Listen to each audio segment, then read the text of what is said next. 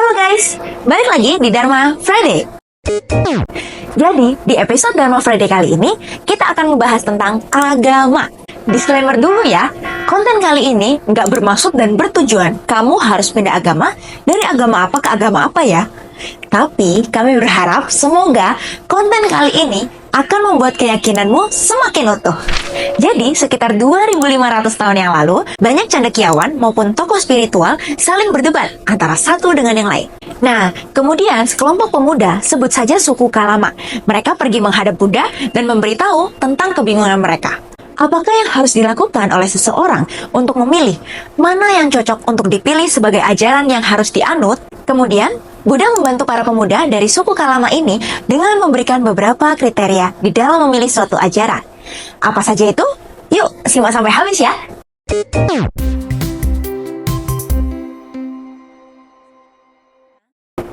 Yang pertama, janganlah menerima apapun hanya berdasarkan pada berita. Kita harus melibatkan pikiran rasional kita untuk menyelidiki dan memahami suatu agama atau kepercayaan, bukan hanya menerima tanpa pertimbangan. Buddha tidak mengklaim bahwa Dhamma merupakan satu-satunya ajaran yang bernilai dan siapapun yang mempercayai hal lain akan masuk ke neraka. Buddha juga tidak pernah menganjurkan orang untuk menerima suatu agama hanya melalui iman atau faith semata, tetapi harus dipertimbangkan dan memahami segala sesuatunya tanpa bias. Yang kedua, hati-hati dengan kabar angin dan otoritas ras. Kita harus mempertimbangkan dengan bijak tradisi mana sih yang masih relevan dan memiliki makna dalam konteks zaman kita. Kita seharusnya tidak percaya begitu saja kepada takayul atau dogma agama hanya karena para sesepuh kita melakukan hal yang sama. Ini bukan berarti kita tidak menghormati para sesepuh kita, tetapi kita harus melaju bersama waktu. 3. Kewaspadaan terhadap pengalaman spekulatif. Sebelum menerima suatu kepercayaan atau pandangan, kita harus menyelidiki lebih dalam dan memahami dasar pemikiran dan pengalaman yang mendasarinya. Jadi gini, anggaplah ada 100 orang yang telah melihat sebuah peristiwa tertentu, dan ketika setiap orang menceritakannya kembali kepada yang lain, dia akan mengaitkannya dengan cara yang berbeda-beda, dengan menambahkan lebih banyak hal yang lain. Ia akan menambahkan garam, bumbu, untuk membuat ceritanya lebih seru dan juga menarik. Karena pada umumnya, setiap orang akan menceritakan suatu kisah seolah-olah dialah satu-satunya yang dapat menceritakan kepada orang lain apa yang benar-benar terjadi. Yang keempat, jangan hanya bergantung pada logika semata. Menurut Buddha, bahkan kita tidak seharusnya menerima ajarannya seperti yang tercatat dalam kitab suci Buddhis secara membuta dan tanpa pemahaman yang benar. Ini merupakan kebebasan yang luar biasa yang Buddha berikan kepada kita. Beliau memberikan penghargaan jauh lebih besar kepada kecerdasan manusia dibanding dengan yang pernah dilakukan oleh agama manapun. Cara terbaik bagi seseorang yang berasional untuk mengikuti adalah mempertimbangkan secara hati-hati sebelum ia menerima atau menolak segala sesuatu. Mempelajari, memikirkan, menyelidiki, sampai kita menyadari apa yang ada sebenarnya. Yang kelima, pengaruh dari orang lain. Mari kita pertimbangkan argumen dan juga logika. Kapanpun kita berpikir bahwa hal-hal tertentu dapat diterima oleh kita, kita mengatakan hal-hal tersebut adalah logis. Ketika orang-orang mulai berargumen secara alami, emosi mereka juga muncul. Dan hasilnya adalah argumen yang memanas. Pada akhirnya menciptakan permusuhan karena tak ada seorang pun yang mau menyerah. Untuk mencapai kebenaran, Buddha menasihatkan kita untuk tidak terpengaruh oleh argumen ataupun logika, tetapi menasihatkan kita untuk menggunakan penyelidikan yang tidak bias. Oleh karena itu, tidak seorang pun seharusnya memperkenalkan kebenaran agama melalui argumen. Yang keenam, janganlah menerima apapun hanya berdasarkan pada pengaruh pribadi seseorang. Hal ini mengacu pada kepercayaan yang dilihat sebagai kebenaran melalui imajinasi pribadi seseorang. Meskipun kita memiliki keraguan dalam pikiran kita menerima hal-hal tertentu sebagai kebenaran setelah penyelidikan yang terbatas. Semenjak pikiran kita terperdaya oleh banyaknya keinginan dan perasaan-perasaan emosional, sikap batin ini menciptakan banyak ilusi. Nasihat Buddha adalah agar tidak mengambil sebuah kesimpulan dengan segera dengan menggunakan perasaan emosional kita, melainkan harus bersedia mendengarkan terlebih dahulu apa yang orang lain ingin katakan. Mungkin mereka dapat menjernihkan keraguan-keraguan kita dan memberikan pandangan lain atas apa yang kita percayai sebagai kebenaran. Yang ketujuh, janganlah menerima apapun yang kelihatannya benar. Buddhisme dikenal sebagai ajaran analisis. Hanya dengan melalui analisa, kita dapat memahami apa yang sebenarnya terdapat pada sebuah objek.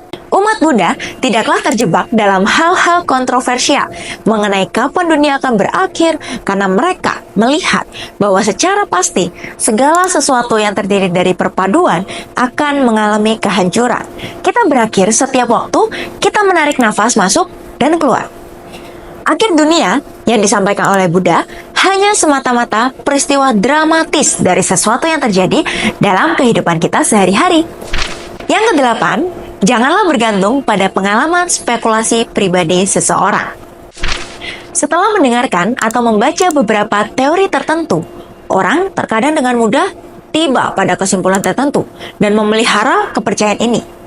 Nasihat Buddha adalah agar tidak membuat kesimpulan gegabah apapun untuk memutuskan apakah sesuatu itu benar atau sebaliknya. Keputusan yang kita ambil dengan cara spekulasi dapat diibaratkan dengan keputusan yang dibuat oleh sekelompok orang buta yang menyentuh bagian berbeda-beda dari tubuh seekor gajah. Setiap dari mereka memiliki keputusan sendiri berdasarkan apa yang ia pikirkan tentang bentuk dari gajah tersebut dan merasa apa yang ia katakan itulah yang paling benar.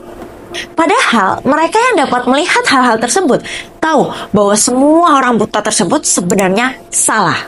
Kita terbutakan oleh kotoran batin kita. Inilah mengapa orang lain dapat menyesatkan dan mempengaruhi kita dengan sangat mudah. Orang-orang mengubah label agama mereka dari waktu ke waktu karena mereka mudah terpengaruh oleh emosi manusia. Yang kesembilan, janganlah dengan mudah mengubah pandangan kita karena kita terkesan oleh kemampuan seseorang yang tampak mengesankan. Beberapa orang memiliki kemampuan untuk mengesankan Anda dengan perilaku dan kemampuan nyata untuk melakukan hal-hal tertentu. Sebagai contoh nih, akankah teman-teman bisa langsung percaya pada seorang gadis yang ada di iklan televisi yang menyatakan bahwa kalian juga dapat menjadi cantik seperti dirinya, memiliki gigi seindah giginya jika menggunakan pasta gigi merek tertentu? Apakah kalian langsung percaya? Tentu tidak. Teman-teman pasti tidak akan menerima apa yang dia katakan tanpa memeriksa secara hati-hati kebenaran akan pernyataannya. Ini juga sama dengan para pembicara fasih yang mengetuk pintu untuk menceritakan cerita yang mempesona tentang kebenaran mereka. Jika kita secara membuta menerima perkataan-perkataan mereka sebagai kebenaran, kita akan memelihara pandangan yang goyah dan dangkal sekali karena kita tidak sepenuhnya yakin. Kita mungkin mengikuti mereka dengan iman untuk beberapa saat, tetapi suatu hari kita akan melihat merasa kecewa karena kita tidak bisa menerimanya melalui pemahaman dan pengalaman sendiri. Dan segera setelah guru mengesankan lainnya datang, kita akan meninggalkan yang pertama. Yang ke-10, janganlah menerima apapun atas pertimbangan bahwa inilah guru kami. Coba berpikirlah sejenak untuk memahami sikap Buddha.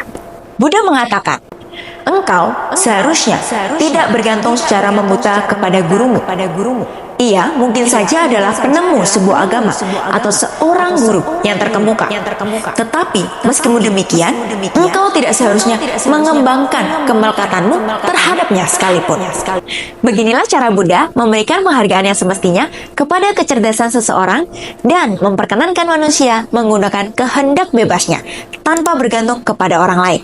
Kita harus menyadari bahwa kita harus tidak bergantung pada orang lain untuk keselamatan kita. Tetapi kita dapat menghormati guru agama manapun yang tulus dan pantas untuk dihormati. Para guru agama dapat mengatakan kepada kita apa yang dilakukan untuk meraih keselamatan kita, tetapi seseorang tidak dapat menyelamatkan orang lain. Penyelamatan ini bukan seperti menyelamatkan sebuah kehidupan ketika dalam bahaya.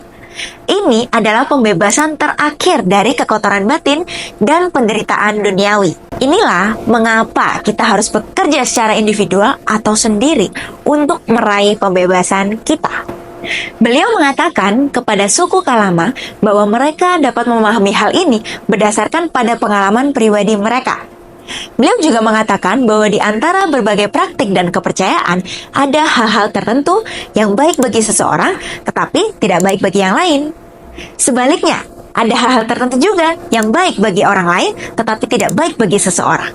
Sebelum kita melakukan apapun, kita harus mempertimbangkan baik manfaat maupun ketidakmanfaatan yang akan bertambah pada diri kita. Inilah garis pedoman untuk dipertimbangkan sebelum kita menerima suatu agama. Oleh karena itu, Buddha telah memberikan kebebasan secara penuh kepada kita untuk memilih suatu agama berdasarkan pada pendirian diri kita sendiri. Buddhisme merupakan suatu agama yang mengajarkan seseorang untuk memahami bahwa manusia bukanlah untuk agama, tetapi agama itulah yang untuk manusia gunakan. Saat mempraktikkan agama ini, kita diperkenankan untuk menghormati agama lain. Jika sukar untuk menghormati sikap dan perilaku agama lain, maka setidaknya kita perlu bertoleransi tanpa mengganggu atau mengutuk agama lain. Jadi, gimana nih teman-teman? Apakah kalian sudah mendapatkan garis merah dari 10 nasihat Buddha kepada suku Kalama perihal memilih agama yang tepat? Oke teman-teman, terima kasih ya udah mau nonton video ini. Ikuti konten-konten kita selanjutnya yang bakal bahas tentang kehidupan seputar agama Buddha yang informatif dan pastinya seru banget. Kalau ada yang mau kasih revisi, pertanyaan, atau menambahkan pendapat, bisa langsung aja ya tulis di kolom komen. Kita akan diskusikan bareng-bareng. Jangan lupa buat like, komen, dan subscribe ya, biar kalian nggak ketinggalan update kita seputar Buddha. Bye-bye!